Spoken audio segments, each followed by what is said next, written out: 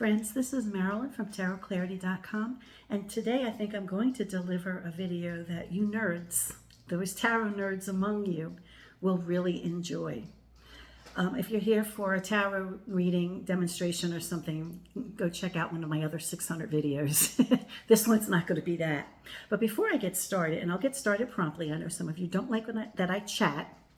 I do want to mention that some of you over the several weeks period of time have been telling me that you'll write a comment and it disappears, So I have no control over that. I think you probably realize that. I'm not on the phone 24/7 to see what's going on. I keep abreast of my comments and I'm very good at responding. I think most of you can attest to that. But I don't see things spontaneously as you post it. So I thought that was weird, and I've gone, to the studio, the YouTube studio and everything, and I don't see. Every now and then I'll see something that was held for questionable, whatever YouTube guidelines are, but for the most part, there's never anything there. Well, I got an email today from YouTube for all creators, letting us know that there is a known issue about comments disappearing. So it's been going on for a long time. And I guess it's been going on with a lot of people. So just be aware that it is a known issue that they say that they're working on. Who knows if they are or not. But it's not you and it's not me. It's just for whatever reason, comments are disappearing.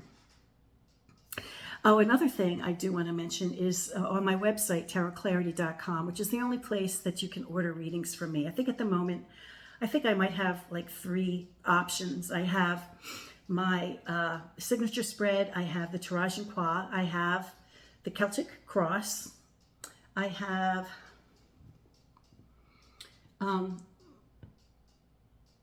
I have a year spread. I did a demonstration on that the other day. So I have a yearly spread, and then I also have my lessons, my tarot lessons for sale.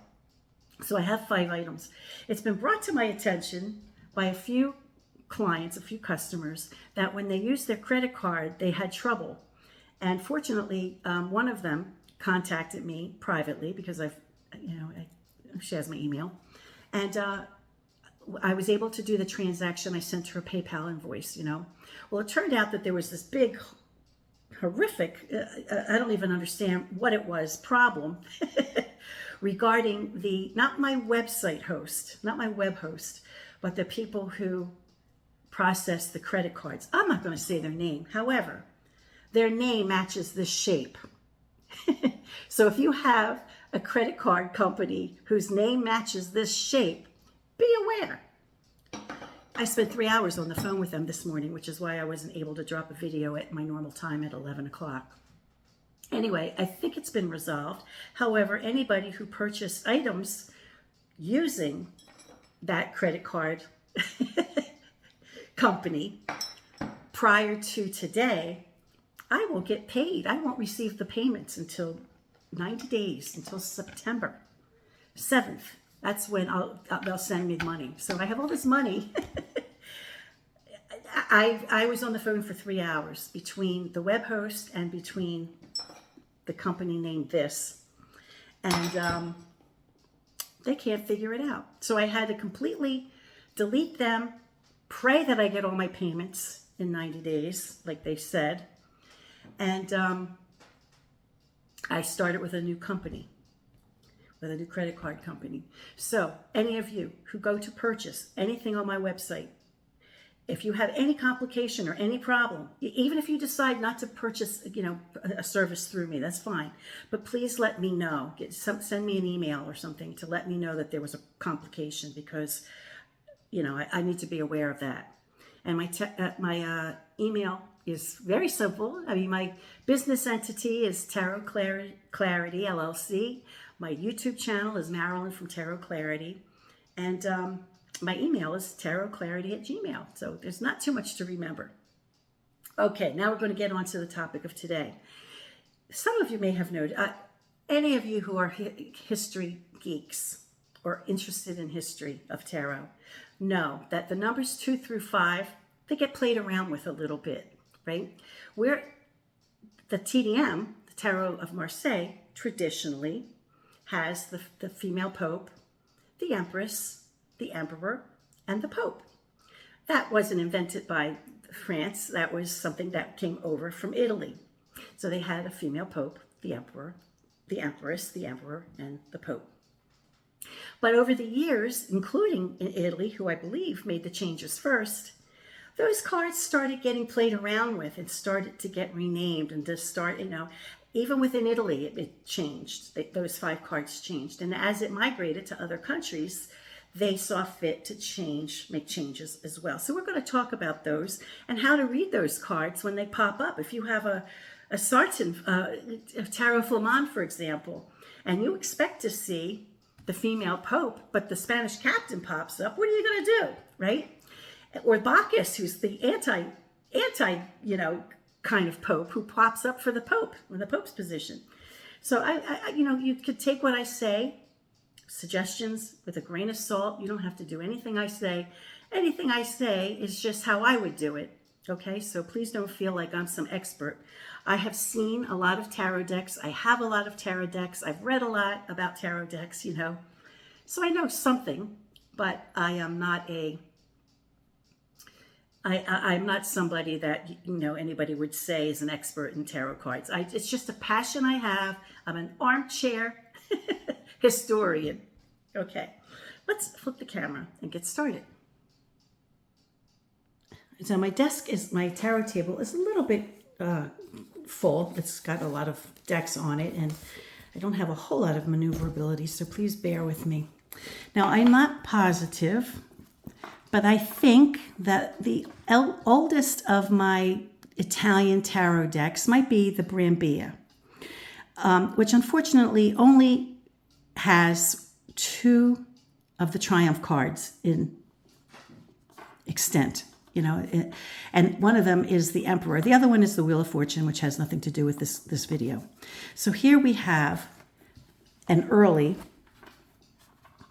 Emperor from the Brambilla tarot deck, early mid 1400s. So we see the orb, we see the staff, we see the eagle on a hat. Now, seeing this in an early deck, Italian deck, I think we can draw the conclusion that the other cards were probably extant. We probably had a female pope, and we probably had an empress, and we probably had a pope. But you can't always assume. Then I pulled, which deck is this from? I think this is from the Tarocchi Visconti Sforza by Il Meneghello. And here we have, sorry about that. Here we have the female pope, which I believe Gertrude Moakley, and I did a video on Gertrude Moakley. You can find her in my Women in Tarot playlist. I did a thing on her. She wrote a book. I have the book. I went over the contents of the book in that video. So if that would interest you, go check out Women in Tarot and find the one on Gertrude Moakley.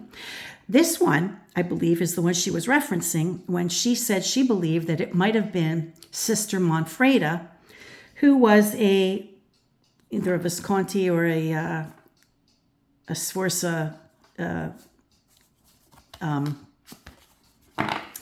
ancestor, and that they put her in the deck of cards. Now, since that time, because she seemed to think that because, the belt and the robe or whatever, the way she was dressed was similar to the order that Sister Manfreda may have been. Now, I may be getting my details wrong because I haven't read this in years, so please forgive me, but I'm not too far from the mark. Other experts have come along and said, we don't think it's Sister Manfreda, because why would that family put, a sister that was heretical and burnt at the stake who was their ancestor, why would they put it on a deck of playing cards? Now, bear in mind, the only people who would have been playing cards with them is them, or whoever was invited to their home. So it would have been a very close circle. So if this was tongue-in-cheek, and if they wanted it to represent Sister Manfreda, I don't think it would have been a public humiliation for them, because they're the only ones playing with the cards. They might have thought it was funny. However, they may, I won't say that they probably didn't even know about Sister Manfreda, because I think those people with their lineages, like people who are hoity-toity tend to know everybody who was ever born in their family, going back to Zeus and Jupiter, Zeus and Jupiter, you know what I'm saying? But I'm being silly, but it's also possible if they didn't happen to know about Pope Joan, or if they did know about Sister Monfreda, but they chose to represent this card as Pope Joan, we'll never really know. But we do have a female pope, and as I said, this one's from the Visconti Sforza deck by Il Meneghello. From the same deck, we have the Empress. We have the Emperor. Again, he's got, like the Brambilla, he's got the eagle on his hat. Different pose, but he's got the eagle on his hat. And then we have the Pope. Now, this was just the Visconti Sforza tarot deck. Now, this one is the Visconti Madrone tarot put out by, I guess this is Lo Scarabeo. However, I think they may have had to take some liberties because there may have been damage to the card.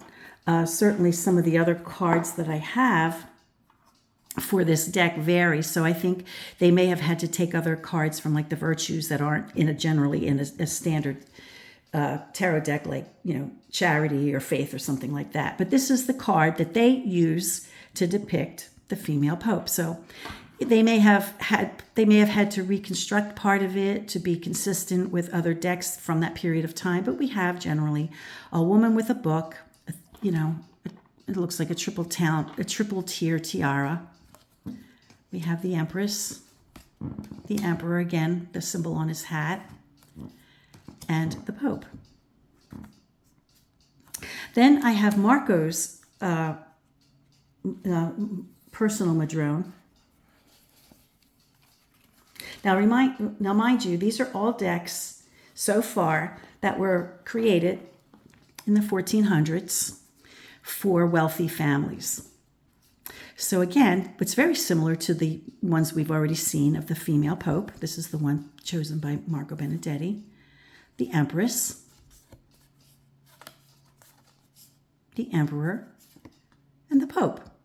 So we see in the early 1400s or mid 1400s, there's a consistency with the female pope, the Empress, the Emperor, and the Pope in that order. Now, let's get to cards that were created commercially for the general public to play in bars or taverns or wherever they played.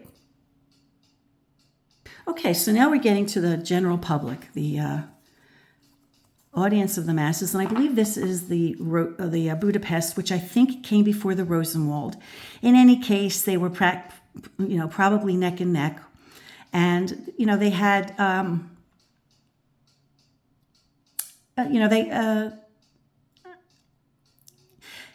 they coexisted, I guess, with, who knows? We don't know if the families created the decks and then it caught on with the public, which doesn't seem likely because how would anybody in the public know what they were doing, right? So it sort of seems more logical to believe that there was a deck of cards being played by the public and that the fashionable families wanted a copy. But there's also evidence that Plutarch lived with either the Viscontis or the Sforzas. I don't remember which. I think it was the Viscontis. And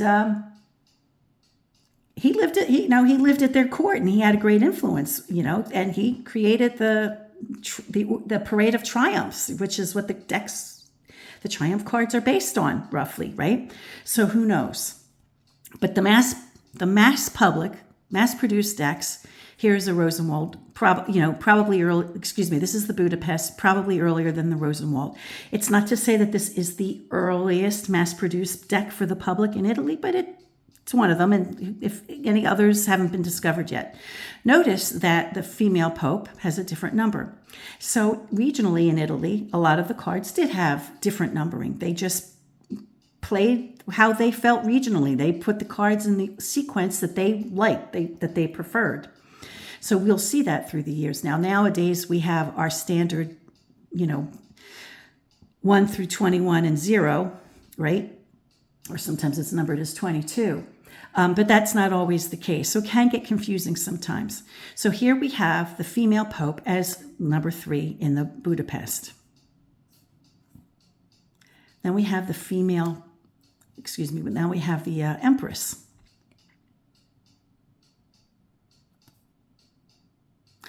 Now we have the emperor. And now we have the pope. So we see early on that we have, early on in Italy, at the inception of when these decks were created, that we most definitely had a woman pope, an emperor,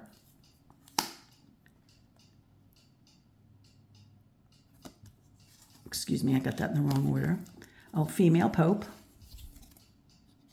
the empress, I think I got it wrong, the empress, the emperor, and the pope. Now this looks more like a woman. My goodness, let me see. So they kind of get confusing. Now the female pope is usually the one with the book. I think I'm going to go with, I don't know. The pope is usually the one that gives the signal, right? So I may have gotten these confused. But at any rate, you have to decide which one you're going to use and use it. I think I read, and I can't recall the site, that this one was indeed the female pope, and this one was the pope. Because there was something strange about the female pope, because she's the one who's given the benediction or whatever that thing is. But at any rate, early on, we see the female pope, the empress, the emperor, and the pope. And we see them in the early Italian decks. Okay, now let's get into Pope Joan. Let's get into the problem, why they may have needed to change those 4 cards. Now, I know that by 1650, Metelli, who was he made board games and he made tarot decks. Metelli made a tarot deck, 1650. And we no longer have the female pope. So in place of the female pope, we have a holy man. He's got a white beard, got the triple tiara. We have no empress. We have a secular leader. He's standing. These two are standing. And this Metelli is by Giordano Berti. And then for the higher authority people in the secular realm, we have the emperor seated, and he's a lot older. And then we have the pope, who is seated. So by 1650 in Italy, we start seeing a little variation, right? We don't see the female pope. So what's the problem? Well, the problem is, of course, the Catholic Church, if you look up Pope Joan, if you look up female pope, I guarantee in a Google search that Pope Joan will be the first thing that pops up. So if it's that popular and prominent nowadays, 500 years later, or whatever it is, 600 years later, imagine how popular her story was in the 1400s. There was a woman, I think her nationality may have been German. I don't know where she came from. She ended up in Italy. And I guess she had a name like Giovanni or something like that. She decided that she was very intelligent, and she was smart enough to realize if she wanted a decent education, she had to pretend she was a guy, because no women were getting educated, and she didn't like the life, I guess, of whatever they were selling for females. So she masqueraded, or she pretended to be a fella.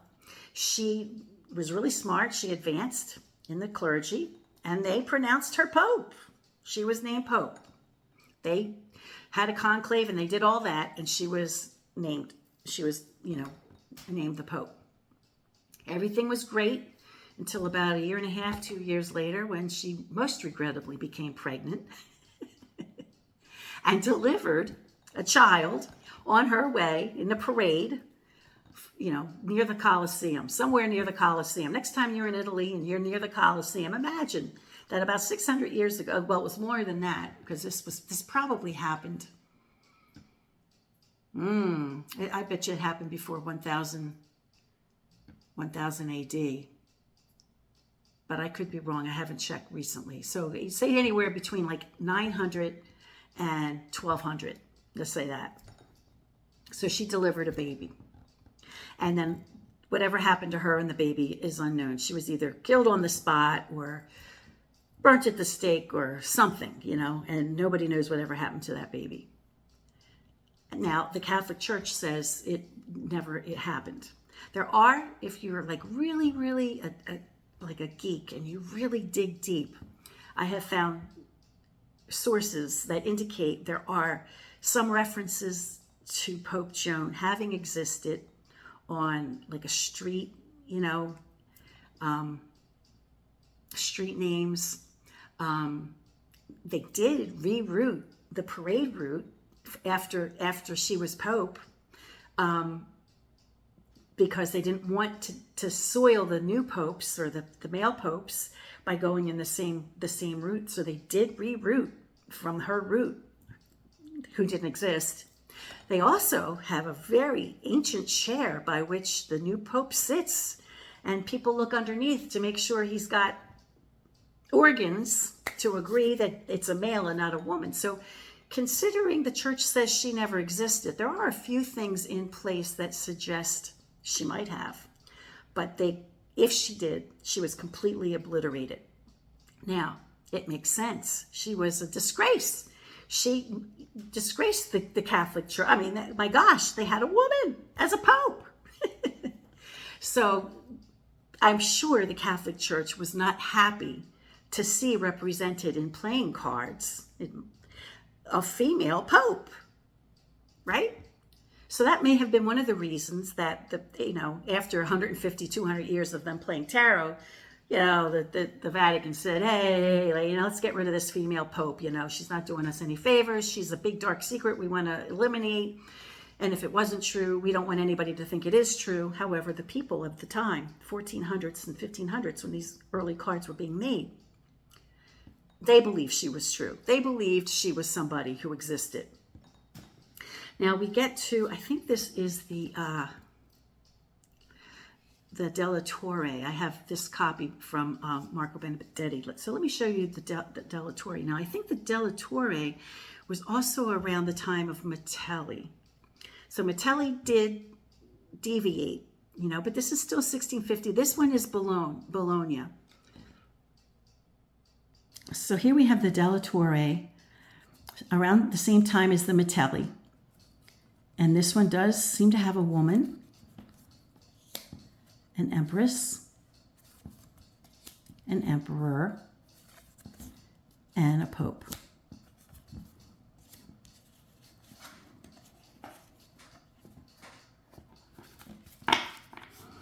Now, I think I'm missing. Okay, so then, and I think this deck, the Della Torre, was around 1650, but sometime around 1725, something like that, Italy, in Bologna yet still, decided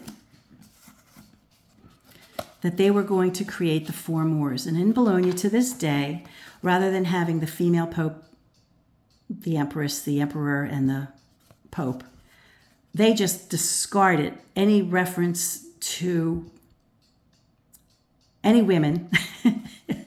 And the men, the secular men, they made them all like foreign. So they were people from someplace else, and it had nothing to do with them. So these were like foreign individuals that, Now, I put them in the order by visual clues. I see this one has like a staff with a moon, so I kind of associate that with like the female pope. And then this one with the sun, I associate with being the pope. And the two in between, with one with arrows and one with a quiver, And I could have them in the wrong order, but I associate them with the Empress and the Emperor. And I could be wrong. Now, clearly, if we have cards up until this point, with the exception of the Metelli, that have women, like the female Pope, you can attribute the characteristics of Pope Joan.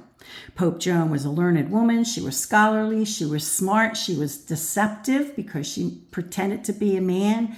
She achieved a great amount of prestige. I mean, she was elected Pope, right? So then when we have those characteristics of a feminine, Pope, right? We have the High Priestess in modern decks, But then if they take it away and they give us these guys, the Four Moors, you can still, how I do it, I still recognize this as a spiritual leader.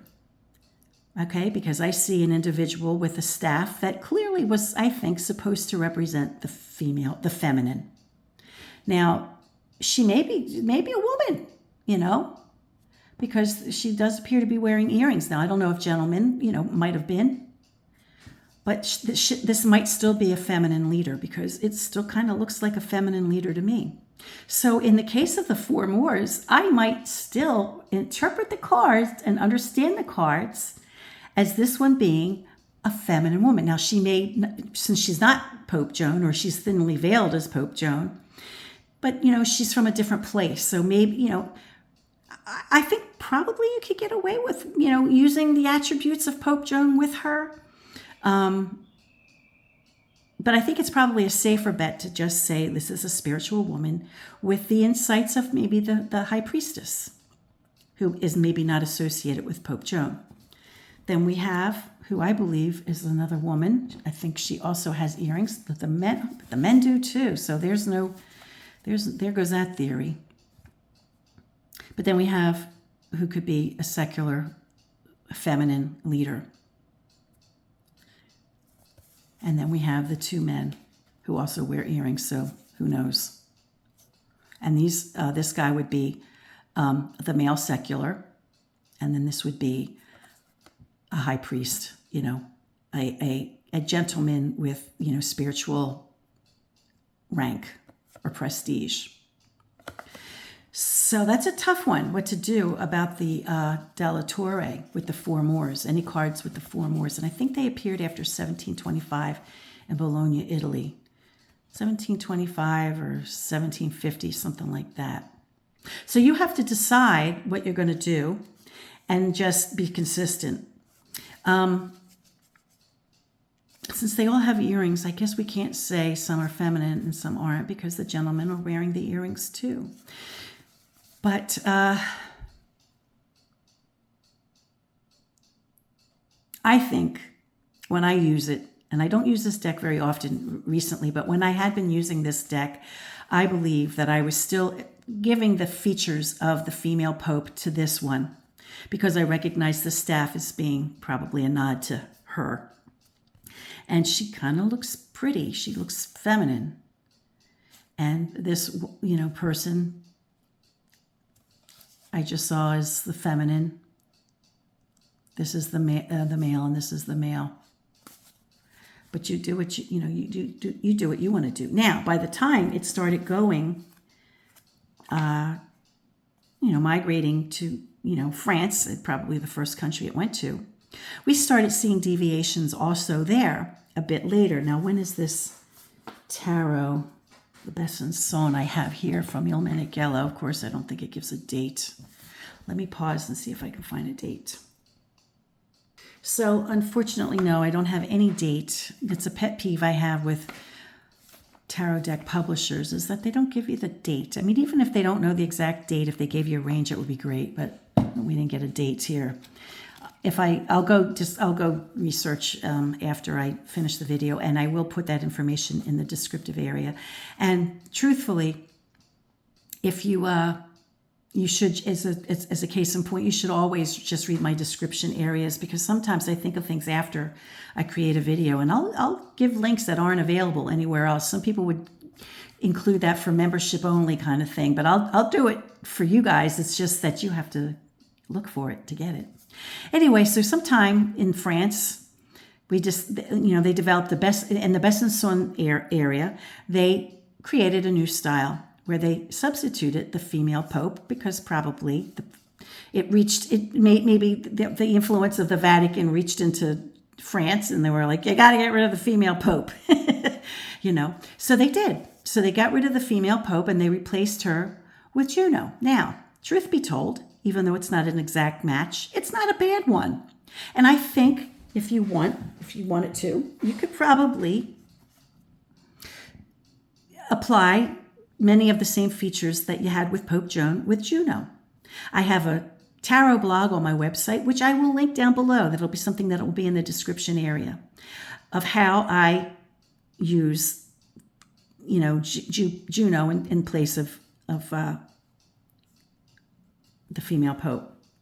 Now, if you know stuff about Juno, better yet, she's got her peacock. If you know any stories that are associated with Juno, why not apply it? That's who she is, so you can cross-reference her to the female pope. However, you could also relate stories that you might be aware of about Juno to her because it is actually Juno. But Juno was, like a goddess of feminine matters. So anything that has to do with femininity or female issues, would certainly have been embodied here. I don't know that, she had a child like Pope Joan did. She had children, but, her story wasn't the same. So there is some deviation from Pope Joan. But you can definitely use her, as a reference for things feminine. We have the Empress, which didn't change. We have the Emperor, which did not change in Besançon. But then we have Jupiter in place of the Pope. So clearly France got rid of the two religious references. They kept the secular, right? They just kept the secular. And they just got rid of the religious references. And they put up like ancient, gods and goddesses that maybe nobody cared about anymore. And so it didn't offend anyone.